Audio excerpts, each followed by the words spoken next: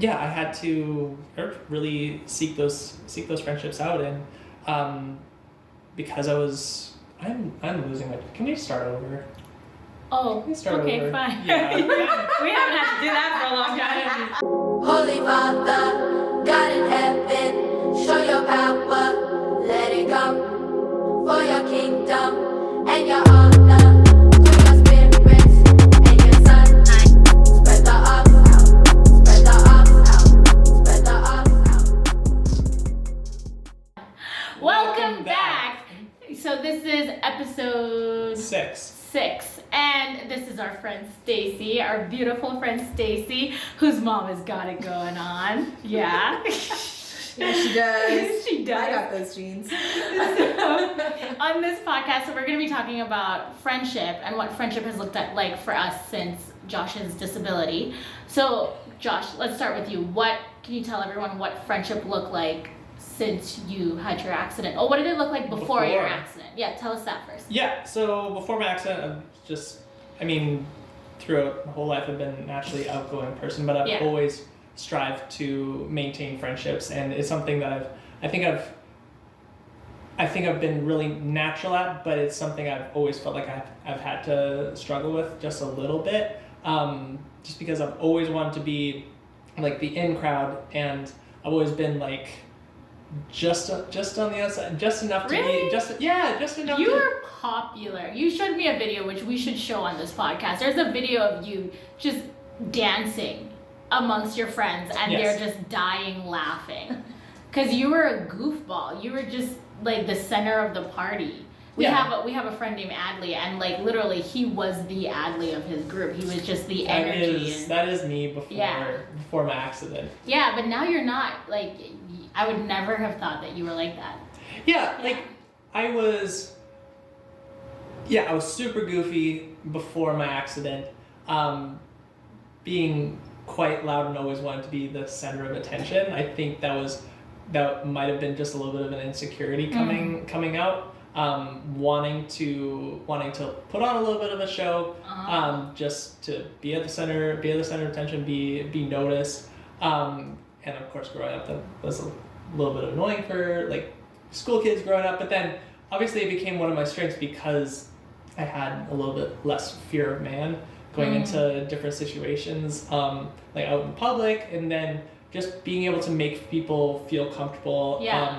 Even like when I was at MCI in my high school, I was a resident assistant, so I was overseeing some people in my mod in the dorm rooms and taking the guys out in public, just to, like I was a natural leader in that way, and so I've always sort of gravitated to sort of the leadership. Yeah, like side setting of the things. pace for your friends. Yeah, and bringing the energy. Yeah, exactly. And so my guy friends, we would go jump off a bridge into like a river or something like that, and I was always the go-getter and always the one to jump first, and that kind of got me into my accident a little bit. You jumped first. What happened? I still jumped first. Yeah, exactly. And so back when I was at YWAM, I was always trying to be friends with like everybody, I would spread myself really thin, and so then I had a lot of surface level friendships, but not a lot of deep friendships. So you were popular. You were pretty popular. But then what was the difference when you got into your accident? What shifted? Because when I met you, you told me I haven't had friends for 10 years. That's what you told me. Yeah, so it's kind of a natural thing when you have an accident. You have people visit you in the hospital. And of course, I was in the hospital for a year and 3 months. And so you have people visit you when you're in the general hospital, and nobody likes to visit when they're in the hospital and in the rehab. And of course, I'm coming back from YWAM, I'm coming back from Denver into Winnipeg, and I'm coming back to people that I haven't seen or really talked to in like 2 years, high school friends. And so all of a sudden, my circle of friends is just almost zero. And that really only started to grow when I started to find a church again. But at the same time, because everybody can just get in a car and go places, then I'm kind of at a loss. I'm kind of at a loss. So yeah, you're limited. Yeah, and so it's not as easy, and so I find myself to be more reserved, and so that goofy side, before Sherelle and I even like started dating, she had no idea that I was a goofy person. Yeah. Which is funny because I always prayed for someone who would make me laugh, and then one day you just said something so dumb within like the first week of us dating, and I was like, oh, you're funny.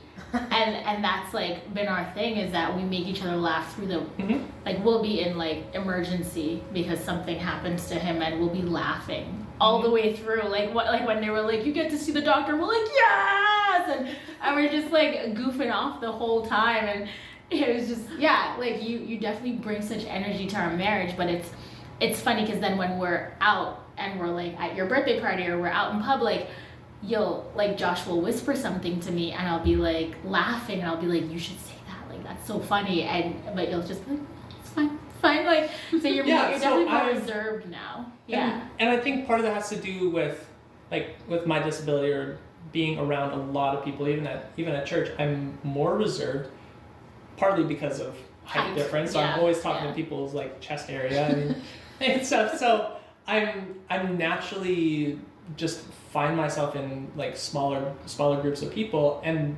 therefore I'm like seeking out friendship. It's like naturally harder for me to do.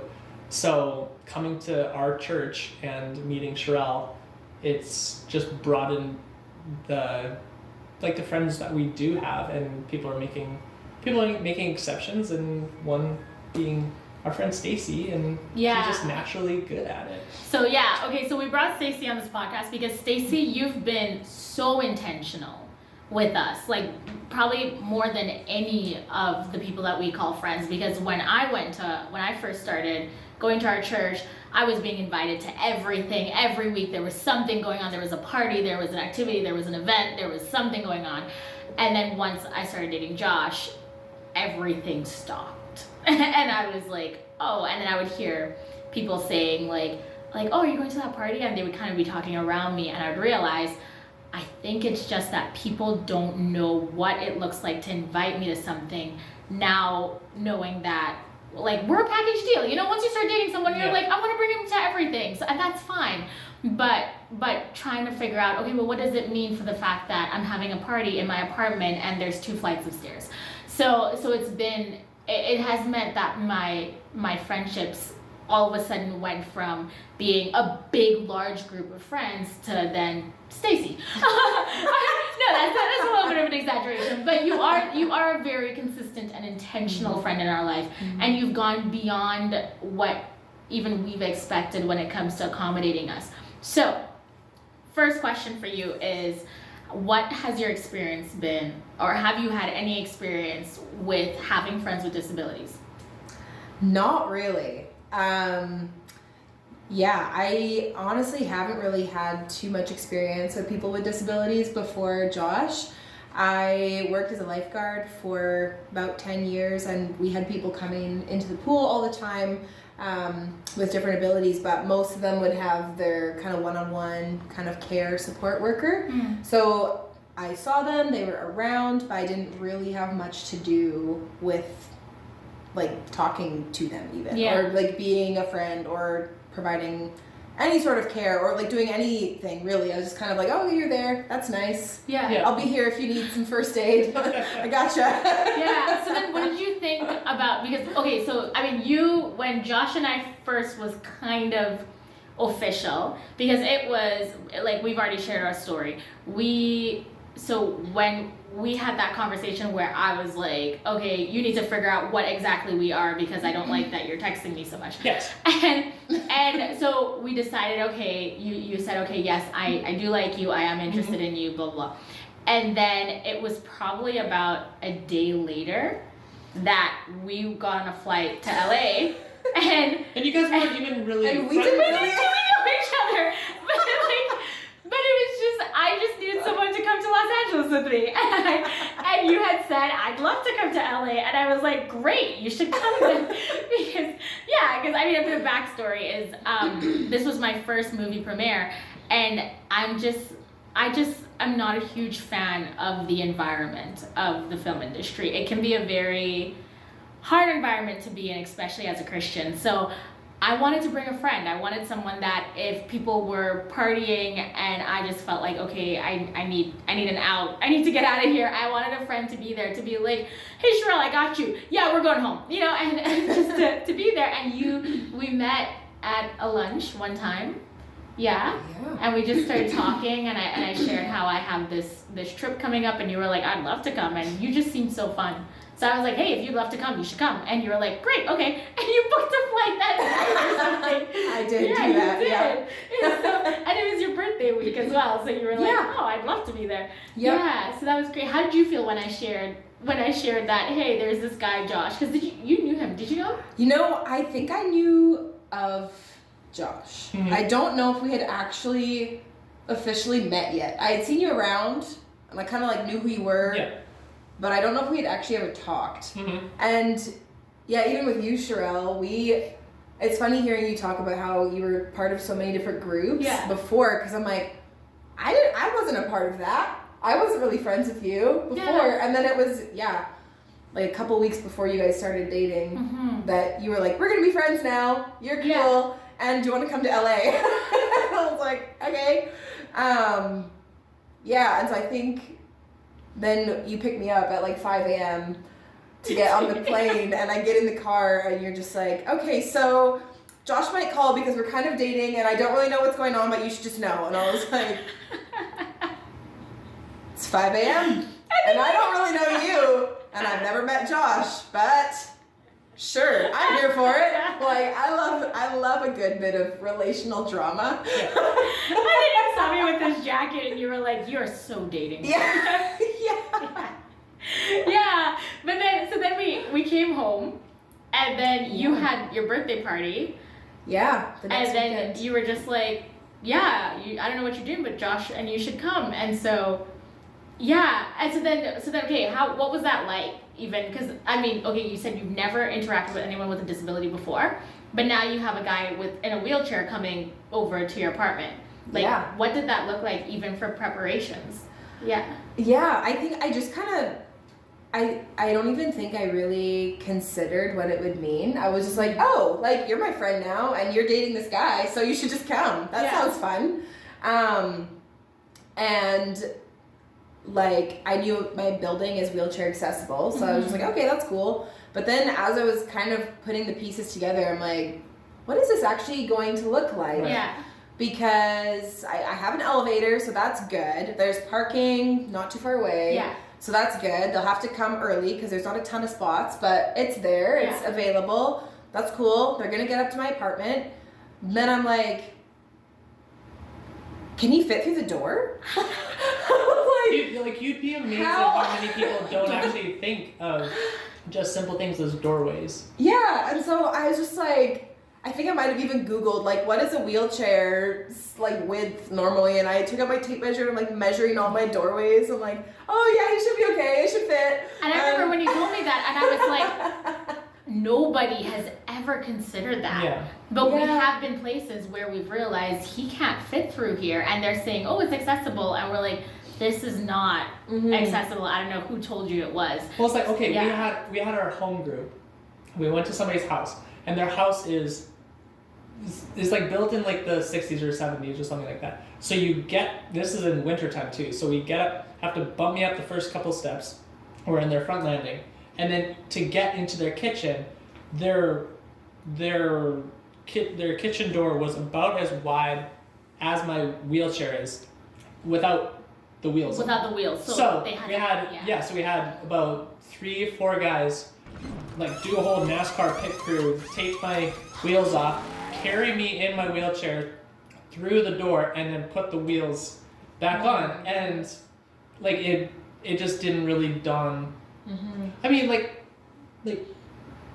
I don't blame them at all, because it's like we're just gonna have home group here. So, but it just like all of a sudden you get to the house and it's like, what do we do now?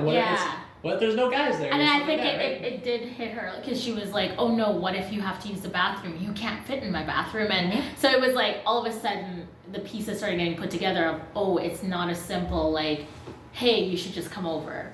But it's like you actually do need to measure the doorways. And you were the first friend that ever said, hey, I measured the doorways and yeah, I made sure that he could get to the bathroom and everything. And I was like, that is amazing that you would think to do that for us. That was really, it made us comfortable, especially for me telling him, because that was actually our first official going out And that was where we took our first selfie too. Yeah! Yeah! We have a picture there. It was our first selfie. Yeah, it was. And it was like for myself, because I hadn't been around. Well, I'd been around a church who, like, it was the first time that I had gone to a church outside of the hospital, and we were in one of the high schools. In their auditorium, they had stairs going down, and I would be up the top steps for a couple Sundays, and then finally they actually carried me down the steps in the wheelchair, and that was my first real like experience feeling comfortable with people sort of manhandling me to get me into a position that I could feel comfortable in. And since coming from that church to our church, I was still like used to being around that many people, and it's really loud. You're a loud person, and it's awesome. But for myself, because I'm still coming out of my shell and trying to date somebody at the same time, go to a birthday party, I felt super uncomfortable being around that many people, and so I was like, no, I don't need any snack or anything like that. So I was just like super reserved. But the fact that you made the effort to make sure that like I could even just get into your place, like that's a lot. Well, it was even more. I'm trying even thinking now. I'm like I made sure you get in, and then I remember too. I had like gotten some extra tables and things because I invited a lot of people, and so that was another consideration that I was like, I've invited like 30 people over to my house, and that's gonna be kind of like I have a pretty big apartment, but it's gonna be kind of tight.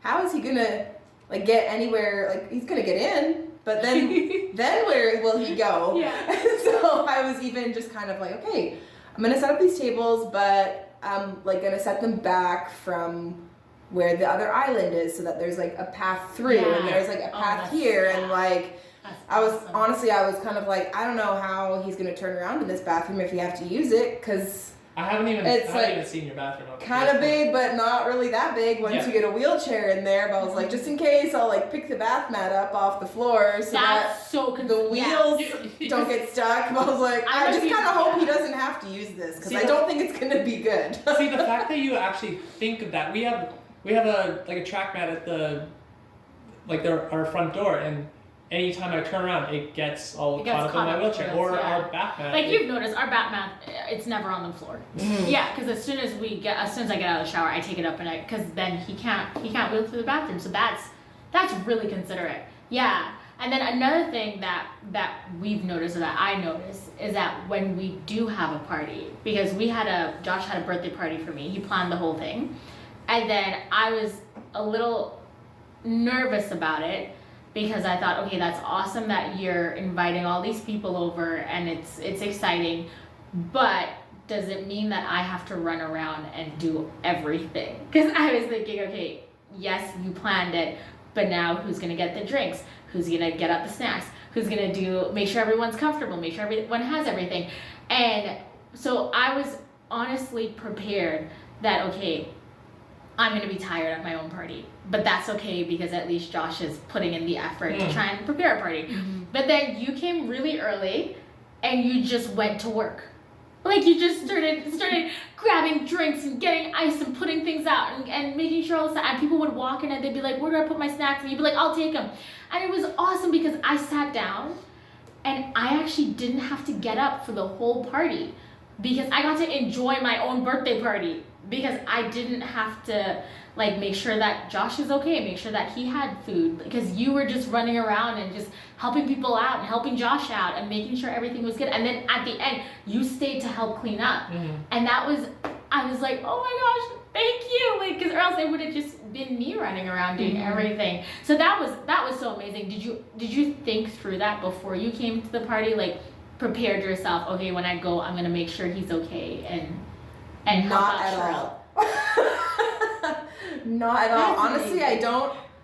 It's so funny. Yeah, hear you just say like, we're so thankful for all these things you do. I'm like, I don't even know I did those things. Yeah. It's just, I don't know. I think it's like maybe part of my personality. Yeah. Just in general, just I've been someone who I see a thing that needs to get done and somebody needs help, I'll just do the thing. It needs to be done. Yeah. Somebody needs to do it. That's no problem. And like, I don't know, I love just, especially like a party setting, I love feeding people, really. Yeah. So when there's food around, I'm like, yeah, let's have some snacks. We'll organize it. I didn't really go into it with a mindset of, oh, I need to help. It was more so just like, these are my friends and we're having a party and I see a thing that needs to happen, so let's do it. And also, it was your birthday.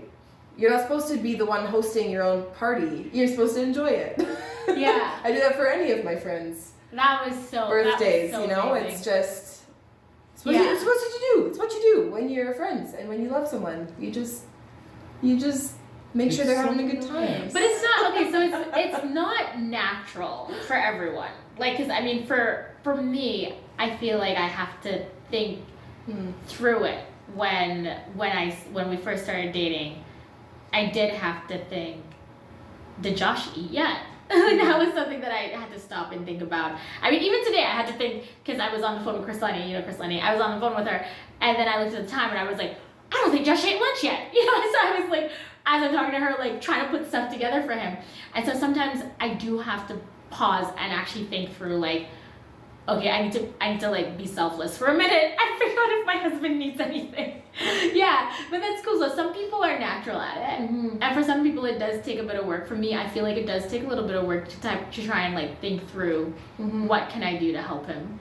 Yeah, but I mean it still works. It's still Absolutely. That is awesome. Yeah, I mean are you a natural with trying to help out? I mean you always try and find things that you can do to help out. Yeah, but at the same time, I'm like, okay, the party started. I'm like, everybody's just gonna find what they need and stuff like that. Like, but I think my natural thing is just to maybe not so much like see like the overall picture, but if I can just like find like one or two people, like that's my sort of introverted side is to like, if I do see someone that's like off to the side, like that's sort of hanging by themselves, like I think that's my natural response. Even like when we're in church, like my old church, like I just found myself naturally sitting at the entrance doors and greeting people, and we have a wonderful woman Fortune that does that now at our church. But we had a worship night like last year, and we had like 5 different churches that came, and I just saw people sitting by themselves, and nobody was going to talk to them, and so it's like, why not me? Yeah. Yeah. That's awesome. I mean, it makes people feel loved. It makes them feel appreciated. Yeah, and our goal with this podcast especially is to really show people that it doesn't have to be complicated, but yes, it does take a little bit of thinking beyond yourself, thinking about the other person, but it's not that hard at the same time.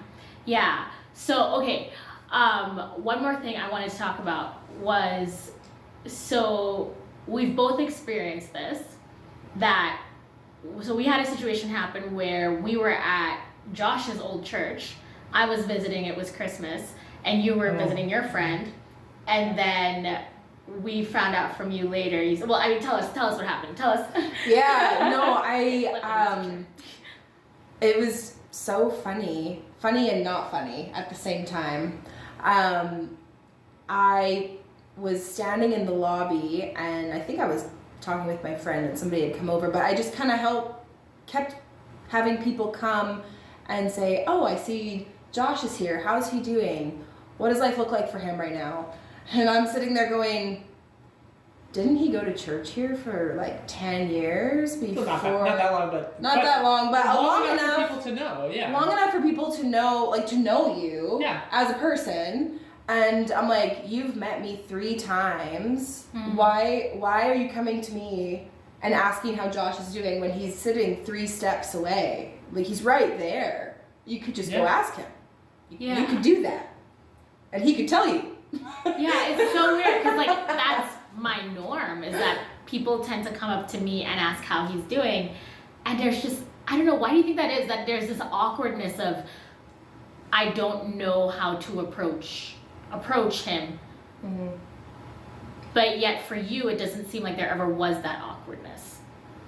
Yeah, I mean, I think honestly because of the way I met Josh, it helped a lot. But I think it is just that where it's that awkward thing where they're like, do I address the fact that he's sitting in a wheelchair? Do I not? Am I allowed to say things that I would normally say to other people? Like how do I have a conversation with this person? Right. And I know I had seen you at church for a while before we'd ever actually met, and I kind of had some of those same things too, that I was like, how do you be a friend with a person in a wheelchair? And then honestly, what I remember distinctly is when we went to LA, that first night we were there, and you're like, I'm in a video with Josh, and we're showing our outfits. And so we had Josh on the phone, and I'm thinking that was like the first time I ever talked to you. And so we're all like parading in front of the phone, like, look at our dresses, we look so good, we're going to this premiere. And honestly, I think for me, like that moment where I was just like, oh, he's just a guy. Like he's just a normal guy. Yeah. Like you're just a guy who appreciates your girl in a good outfit. And I was just kind of like, oh, yeah, okay. And I don't know. So I think that was a shift for me where, yeah, it's just that fear of like, you don't want to say something wrong, and you don't want to, you don't want to like offend by saying something you didn't know you weren't supposed to say. Mm-hmm. But I don't know, for me it just came down to like, oh, you are actually just a person. You happen to sit in a wheelchair, but like there's so much more to you than that, and we can actually have many conversations without talking about that. Yeah. I think it was important though to like kind of get it out of the way. Mm-hmm. I think for me, I don't know how it is for you, but I know like on previous podcasts you've talked about how it's like it's okay to ask, right? And so just kind of like having the conversation of like, yes, you're in a wheelchair, what is that like? And it's like a little bit weird and awkward, and then it's like, okay, now you're my friend Josh, and we can talk about anything else. Yeah. But at the same time, you might have had that thought in your head, is like, what questions can I ask? But I don't think you really ever asked like really specific questions about my disability. It's and I think, and maybe that's some people's apprehensions. Yeah. They see someone in a wheelchair, or they see someone, I don't know, they got the arm cut off or whatever. I don't know. But like they have their arm cut off? Yeah, they don't have an arm or something. I don't know. Yeah. But all of a sudden they are just like rifling through all these questions in their head, trying to think of how I can make conversation with somebody. Mm-hmm. Meanwhile, like the breakthrough in conversation is showing off a dress to a guy that you just don't know. Yeah. Which is a little weird. Well, you say it that way. I know, it sounds really weird. Yeah, but yeah, no, I mean it's always just been so natural and easy with you, which is something we both appreciated. Yeah. So like anytime we're planning anything, we say, well, of course, Stacey. You know, like, and it's like even when I had right before our wedding, we had our bridesmaids because Josh didn't have a lot of friends. He said, okay, I can only do 2 groomsmen, so I had to pick 2 bridesmaids. But then I was like, but if we're doing a gathering where we have our bridesmaids and our groomsmen over, can Stacey come? Because I was like, you know, like Stacey's like our honorary. If anyone gets sick that day, you can come over and be the bridesmaid. Yeah, so you were there in the midst of like our bridesmaids and our groomsmen, and you just fit. Yeah. Like it just was so natural and easy with you. Yeah. So I don't know. I hope like anybody watching this, I hope this is an encouragement for you. Like, that is not that hard, and it doesn't have to be complicated. And so for you, Stacey, what is something an advice you would give to anyone who, because I'm sure there's lots of people watching this right now that are probably thinking, I know Josh, I see him on Sundays at church, or I know someone who does have a disability or does have, I don't know, maybe like Christine, they have something that makes them different, and they're trying to figure out, how do I be a friend, or how do I approach them, or how do I invite them to something? What advice would you give that to make it more comfortable for them? Yeah, I think there's a couple of things I would say. One being kind of what I said before, that, I mean, you kind of have to read the situation, but most people who have a disability aren't scared to talk about it. Right. So if that's a big hang up, you can just ask the question. You can just ask a question, and kind of, like what I said before, is then once you have that out of the way, you can kind of realize, oh, this is just a person. Like, the disability doesn't define you, right? And so if it was like a quick little snapshot piece of advice, I would say look for the person behind the disability. Wow, I like that. Look for the person behind the disability. Because it's just like, at this point, you're just my friend Josh, I'm just Josh. You're just Josh. Like, your wheelchair doesn't define you. And so, I mean, obviously it's a large part of your life, but there's so much more to you than the fact that you sit in a wheelchair. So, I don't know. At this point, we just hang out like friends because I've found you behind the part that everybody sees. Yeah. Oh, I love that. Look for the person behind the disability. Yeah. Because he's just a dude. He's just another dude. I am just a bro. Yeah, I love that. Okay, that's the one thing you guys get out of this whole podcast. Just look for the person behind the disability. And you might end up with a husband, or you might end up with a best friend. Yeah. Okay, well, thank you so much for joining us. Our next podcast, we're having, It is a little up in the air at this point. Well, right? No, because we have Sarah. Yes, we do. We have our next podcast is going to be so fun because it's Christmas, and Christmas makes me think of children. I love children. And we have one of our friends who both I and Josh have taken care of her kids. She has opened up her life to us and has really been intentional with involving her kids with people with disabilities. And so it's just been an amazing journey. And the struggle of what? Of like exposing kids to disabilities and then it not working out so well after a little bit. Yeah, but I mean, like, so she has amazing stories. She's the first baby, not Sarah, her daughter is the first baby you ever held.